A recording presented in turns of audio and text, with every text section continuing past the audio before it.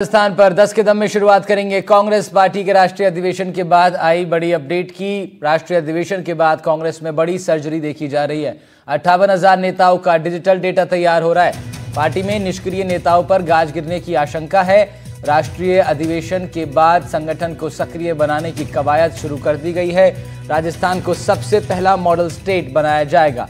प्रदेश कांग्रेस अध्यक्ष गोविंद सिंह डोटासरा के निर्देश पर एक्शन होना है। 58,000 से ज्यादा मंडल, ब्लॉक, जिला और बूथ पदाधिकारियों का डिजिटल डेटा तैयार हो रहा है। यह डेटा सीधा ऑल इंडिया कांग्रेस कमेटी और पीसीसी की निगरानी में रहेगा। सक्रिय कार्यकर्ताओं को जिम्मेदारी देने की प्रक्रिया जल्द ही शुरू कर दी जाएगी।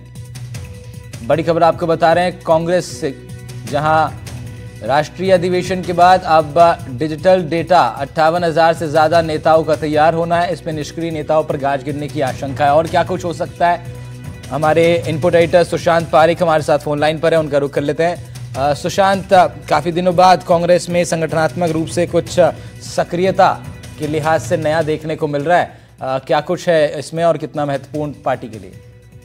देखिए, महत्वपूर्ण इस लिहाज से है क्योंकि पिछले कुछ समय से कांग्रेस के भीतर एक सवाल उठ रहा था कि जो नेता पार्टी के लिए वर्षों से पदों पर बैठे हुए हैं लेकिन उस तरह से वो एक्टिव नहीं है, उनकी पहचान कैसे हो। जो पार्टी की बैठकों में नहीं आते, पार्टी के कार्यक्रमों में नहीं शामिल होते, या जो अलग अलग मुद्दे हैं जिनको लेकर कांग्रेस सड़कों पर उतरती है, उसको लेकर ना वो फील्ड में आते हैं ना सोशल मीडिया पर एक्टिव रहते हैं।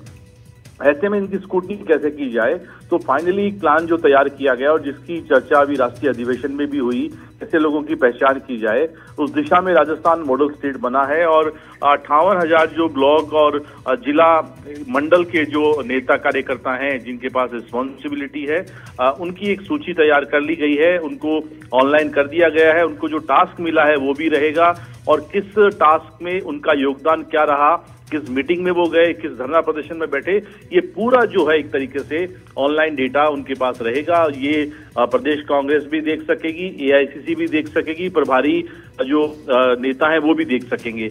इसी आधार पर उन सारे नेताओं की छुट्टी करने की तैयारी है जो कांग्रेस के लिए काम नहीं कर रहे हैं, और बहुत सारे ऐसे नए युवा चेहरे, युवा महिलाएं जो पार्टी के लिए काम करना चाहती हैं, उनको मौका मिलेगा। मैं वही कहने वाला था आप सुशांत की, अब इससे जो नए कार्यकर्ता हैं, युवा कार्यकर्ता जिनका आपने जिक्र किया, उनके लिए एक अच्छी अपॉर्चुनिटी यहां से खुल सकती है कांग्रेस के अंदर। बिल्कुल खुल सकती है, और ये दर्शाने और बताने का उनके पास अच्छा अवसर भी है कि पार्टी के लिए क्या काम कर रहे हैं, क्या कर सकते हैं, क्या योगदान है।